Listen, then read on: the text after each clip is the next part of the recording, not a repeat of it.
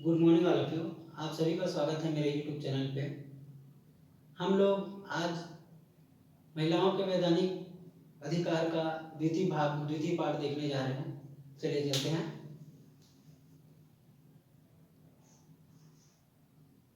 हम लोग बात कर रहे हैं लीगल राइट्स ऑफ वुमेन के अंतर्गत, महिलाओं के वैधानिक अधिकार के अंतर्गत भारतीय संविधान के द्वारा जो उनको प्रदत्त किया गया अधिकार, उसके बारे में बात कर रहे हैं। मैंने आपको इससे पहले ही बता चुका हूँ कि जो भारतीय संविधान का भाग 3 है, भाग 3 के अंतर्गत जो है 12 से लेकर 35 तक जो आर्टिकल है वो मौलिक अधिकार के अंतर्गत आता है। मौलिक अधिकार इसको इसलिए बोला जाता है क्योंकि ये सभी नागरिक के सर्वांगीण विकास के लिए काफ़ी महत्वपूर्ण है। ठीक है, चलिए हम लोग उस दिन देख चुके थे आर्टिकल नंबर 14 एंड 15 है ना। आज हम लोग स्टार्ट करते हैं आर्टिकल 16 से। ठीक है, अनुच्छेद 16 क्या कहता है? तो अनुच्छेद 16 क्या कहता है? लोक नियोजन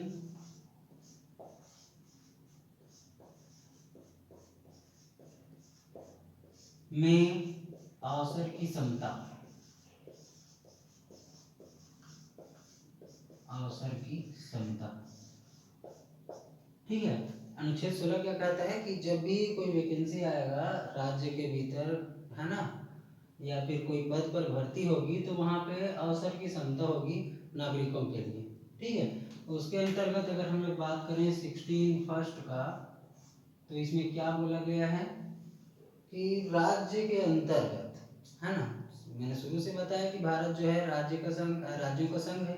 तो ये राज्य के भीतर किसी भी पद के नियोजन, नियोजन का अर्थ है वहाँ पे भर्ती या पद पर रिक्रूटमेंट निकलना। ठीक है, तो उस नियोजन में सभी नागरिकों को अवसर की समता होगी। ठीक है, सभी नागरिकों के लिए अवसर की समता होगी। यहाँ पे कोई भी नागरिक है जो राज्य का कोई भी पद पर, है ना, राज्यों के किसी भी पद पर, किसी भी पद पर नियोजन हेतु अवसर की समता होगी, अवसर की समता। अर्थात सभी लोग इसमें उस पद के लिए उम्मीदवार बन सकते हैं और जो योग्य होगा, जो काबिल होगा, उसको वहाँ पे मौका मिलेगा पद के लिए। दूसरा भाग इसमें ये कहता है 16 का दूसरा कि इस तरीके के जो राज्यों के किसी भी पद पर नियोजन के लिए जो निकला हुआ है रिक्रूटमेंट, तो उसके लिए हम केवल उसको धर्म, जाति, नस्ल, लिंग, जन्म स्थान इत्यादि या इनमें से कोई एक के आधार पर कभी भी अपात्र नहीं कर सकते, अपात्र नहीं कर सकते, नहीं करेंगे। मतलब कि इन सब पॉइंट्स के आधार पर हम उसको किसी भी पद के लिए उम्मीदवारी नहीं चुन सकते। ठीक है, तो इस तरीके से अनुच्छेद 16 क्या कहता है? लोक नियोजन में अवसर की समता, जिसके अंतर्गत प्रथम भाग है राज्यों के किसी भी पद पर नियोजन हेतु सभी नागरिकों का बराबर और समान रूप से वहाँ पे समता का अधिकार रहेगा। केवल धर्म या जाति, नस्ल, लिंग, जन्म स्थान इत्यादि के आधार पर हम उस व्यक्ति को जो है अपात्र नहीं कर सकते किसी भी नियोजन के हेतु। ठीक है, तो इस तरीके से अनुच्छेद 16 के बारे में हमने देखा। अब इसके बाद फिर हम लोग बात अनुच्छेद 17। अनुच्छेद 17 क्या कहता है? आर्टिकल 17, आर्टिकल 17 यह कहता है कि अस्पृश्यता, अस्पृश्यता का अंत कर दिया गया है। ठीक है, अस्पृश्यता का अंत कर दिया गया है। छुआछूत, जिसको आप साधारण नाम से जानते हैं, एक्चुअल में ये कुछ समय पहले बहुत ही बुरी तरीके से भारत में फैला हुआ था और आज भी इसके कहीं न कहीं हमको शेष परिणाम देखने को मिल ही जाते हैं। ठीक है, अस्पृश्यता या छुआछूत का अंत जो है करना बहुत ही आवश्यक था। इससे लोगों में एक रूढ़िवादी सोच पनप रही थी जो कि आर्टिकल 17 के अंतर्गत उसको खत्म कर दिया गया है। अस्पृश्यता के अंत के अंतर्गत हम किसी भी व्यक्ति को उसके नस्ल, जाति, धर्म, लिंग इत्यादि के आधार पर हम उसको छुआछूत या किसी भी प्रकार का प्रतिबंधित नहीं कर सकते। ठीक है, चलिए हम लोग अगले चलते हैं, अनुच्छेद 18। हालांकि अनुच्छेद 18 यहाँ पे हम नहीं भी करेंगे तो भी चलेगा, लेकिन क्योंकि फ्लो में है इसलिए इसको ले रहे हैं हम लोग। इसके अंतर्गत उपाधियों का अंत कर दिया गया है। किसका अंत कर दिया गया है? उपाधियों का अंत कर दिया गया है। अर्थात 18(1) क्या बोलता है? 18 का भाग 1 क्या बोलता है? 18 का भाग यह बोलता है कि राज्य सेना द्वारा, ठीक है, राज्य सेना द्वारा अथवा विद्या द्वारा, मतलब आप पढ़ाई लिखाई करके, है ना, विद्या द्वारा अर्जित उपाधि, है ना, विद्या द्वारा अर्जित उपाधि। तो इन दोनों को छोड़कर जितने भी उपाधि यहाँ पे अगर देने की कोशिश किया जाएगा तो वो वर्जित है। इसको छोड़कर शेष उपाधियां वर्जित हैं। उपाधियां वर्जित हैं। ठीक है, उसके बाद फिर हम लोग बात करते हैं द्वितीय, है ना।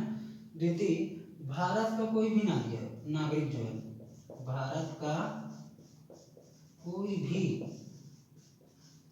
जो नागरिक है वो क्या कर सकता है और क्या नहीं कर सकता? तो भारत का कोई भी नागरिक राज्य सेना या विद्या द्वारा अर्जित उपाधि को ले सकता है, लेकिन वो विदेश से, है ना, उपाधि नहीं स्वीकार कर सकता, है ना, नहीं लेगा। भारत को छोड़कर वो बाकी दूसरे देशों से उपाधि नहीं लेगा। ठीक है, तो इस तरीके से ये क्या है? अनुच्छेद 18। चलिए अब हम लोग चलते हैं, तो जो अनुच्छेद 19 है, अब देखिए 14 से 18 तक हमारा क्या है? समानता का अधिकार या समता का अधिकार जो है वहाँ पे खत्म हो जाता है। उसके बाद अनुच्छेद 19 से लेकर 22 तक, है ना, 19 से लेकर 22 तक जो है आपका स्वतंत्रता का अधिकार आता है। तो स्वतंत्रता के अधिकार के अंतर्गत हम लोग बात करते हैं क्या क्या हमको फ्रीडम मिला है ना, स्वतंत्रता के अधिकार के अंतर्गत बात करते हैं। तो अनुच्छेद 19 का फर्स्ट क, ठीक है, अनुच्छेद 19 का प्रथम भाग का क, वो क्या कहता है आपको? कि आपको वाक एवं अभिव्यक्ति की स्वतंत्रता है। वाक एवं अभिव्यक्ति की स्वतंत्रता है।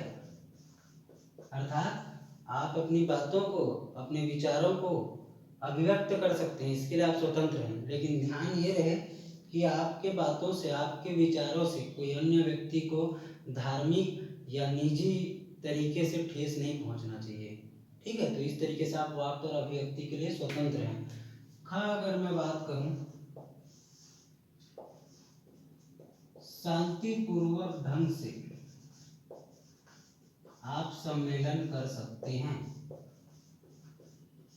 शांतिपूर्वक ढंग से आप सम्मेलन कर सकते हैं, आंदोलन कर सकते हैं, अनशन कर सकते हैं, है ना भाई। जैसे आपको अन्ना हजारे के बारे में पता होगा, है ना, दिल्ली में उन्होंने एक बार अनशन किया था लोकपाल बिल के लिए।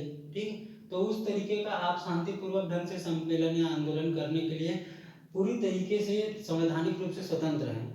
लेकिन शांतिपूर्वक सम्मेलन का मतलब शांतिपूर्वक ही होना चाहिए। इसका मतलब ये नहीं कि हम वहाँ पे RDX लेके बैठे हैं, AK-47 लेके बैठे हैं, तलवार लेके बैठे हैं, डंडे रखें। किसी भी प्रकार का जो है इस तरीके का हिंसात्मक वातावरण वहाँ क्रिएट नहीं करना है, उसका अधिकार नहीं है आपको। संवैधानिक तौर पे इनका अधिकार है।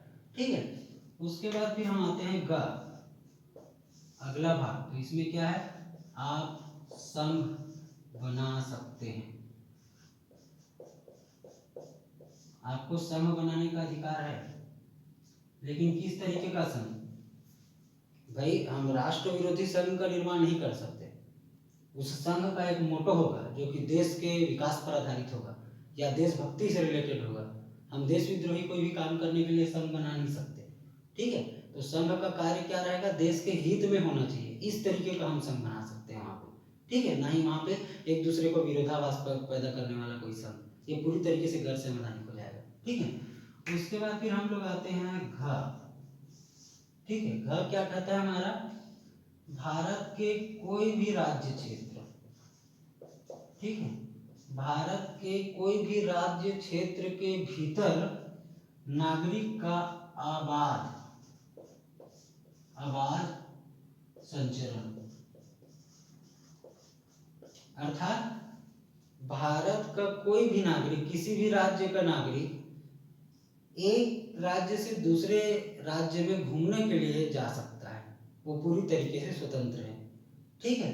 तो चाहे वो उत्तर का नागरिक हो, उत्तर भारत का हो, दक्षिण भारत आ सकता है, पूरब का पश्चिम, पश्चिम का पूरब, मध्य भारत का, इस तरीके से लोग जो है एक जगह से दूसरे जगह भारतीय सीमा क्षेत्र में कहीं भी विचरण कर सकते हैं, उसके लिए कोई वीज़ा, पासपोर्ट या दुनियादारी नहीं लगेगा, ठीक है। तो इसके अंतर्गत आप जो है यहाँ पे पूर्ण रूप से स्वतंत्र हैं। अंग हमारा ये कहता है कि आप भारत के राज्य सीमा जितने भी हैं, जहाँ भी हैं, वहाँ पे आप निवास कर सकते हो, बस सकते हो, ठीक है। आपको आर्टिकल 370 याद होगा, पहले इसको ये बोला जाता था कि जम्मू कश्मीर को छोड़कर आप भारत के किसी भी राज्य में निवास कर सकते हैं, बस सकते हैं, आर्टिकल 370 के कारण। लेकिन जब वो हट गया आर्टिकल 370 और 35A, तो उसमें भी उसको अब विशेष राज्य का दर्जा प्राप्त नहीं है, वो भी आम राज्यों की तरह हो गया और वहां पर भी आप निवास कर सकते हैं, ठीक है। ये क्या बोलता है कि भाई पहला तो हमारा क्या था, यहाँ पे अगर घा से बोले तो संचरण का था, उसके बाद फिर निवास कर सकते हो, बस सकते हैं। उसके बाद छह ये कहता है कि आप किसी भी राज्य क्षेत्र में, भारत के कोई भी राज्य क्षेत्र में जाके व्यापार कर सकते हो, ठीक है। कोई भी व्यवसाय वहाँ पर आप जो कि गैर कानूनी नहीं होना चाहिए, कानूनी होना चाहिए, ऐसे सारे व्यवसाय आप वहाँ पे कर सकते हो, ठीक है। अपना रोजगार हेतु आप वहाँ पे कोई भी उपक्रम कर सकते हो। तो इस तरीके से आज हमने देखा आर्टिकल 16 1 एंड 2 पार्ट में, आर्टिकल 17 देखा, आर्टिकल 18 1 एंड 2 देखे, एंड आर्टिकल 19 स्वतंत्रता के अधिकार के अंतर्गत हम लोग बात किए 19 का फर्स्ट भाग का, उसका क से लेकर 6 तक हमने कुछ पॉइंट्स के बारे में बात किया, ठीक है। आपको अगर समझ आया हो तो बिल्कुल मुझे कमेंट करें। आगे की कक्षाओं के लिए मेरे साथ बने रहिए। बहुत बहुत धन्यवाद।